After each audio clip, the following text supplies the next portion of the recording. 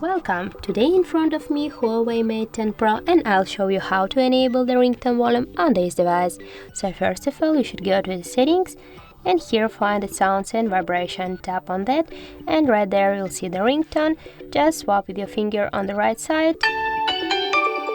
And as can you hear, the ringtone volume is set up. So also the second way to enable your ringtone volume is just press with your finger for a while to the volume button, and here you will see the settings icon. Just tap on that and you will open the settings, sounds and vibration settings, and you can make this by this way.